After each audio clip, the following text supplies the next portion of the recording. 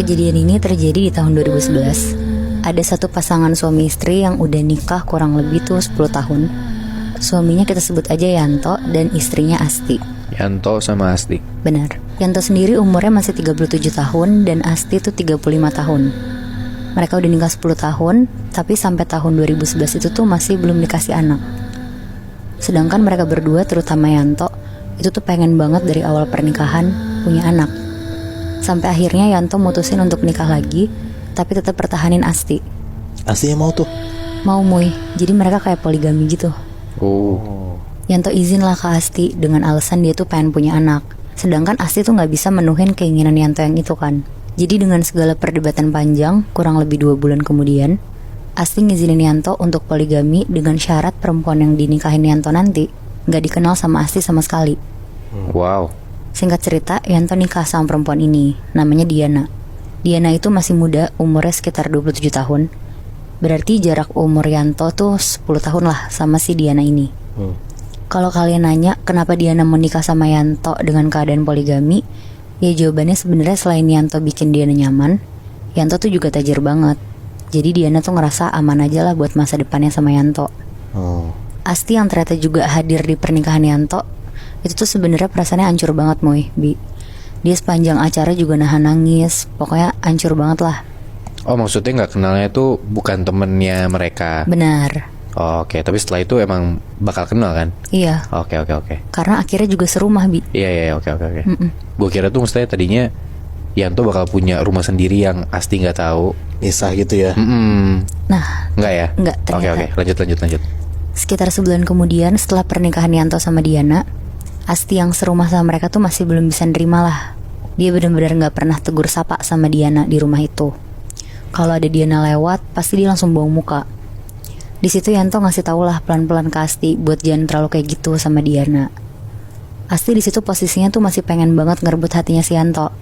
Jadi dia di depan Yanto tuh baik banget, jadi istri yang nurut. Cuma kalau di belakang Yanto, Asti tuh gak akan baik sama Diana.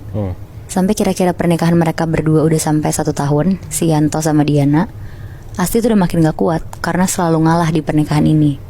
Kayak dia malas juga lah buat pura-pura baik di depan Diana. Akhirnya si Asti tuh ngerencanain sesuatu Moy, Bi.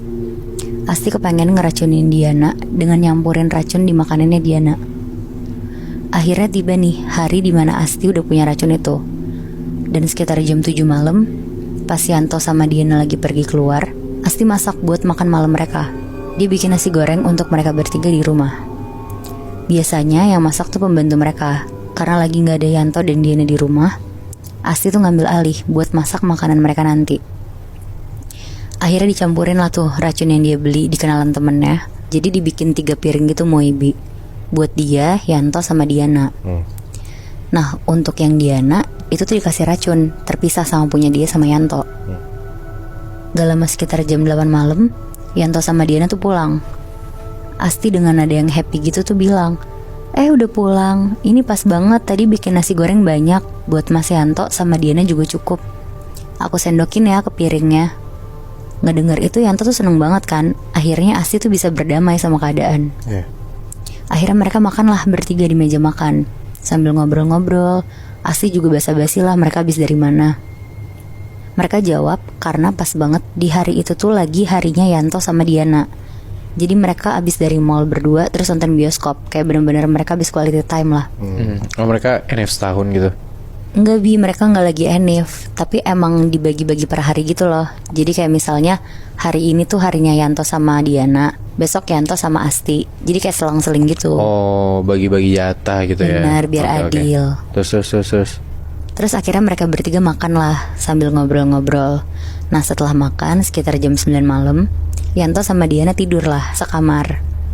Asti yang tidur sendiri di kamar tuh deg-degan sekaligus gak sabar banget buat ngelihat hasil dari racun itu, berfungsi atau enggak.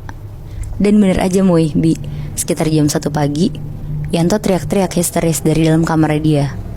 Asti datanglah nyamperin ke kamar Yanto Diana.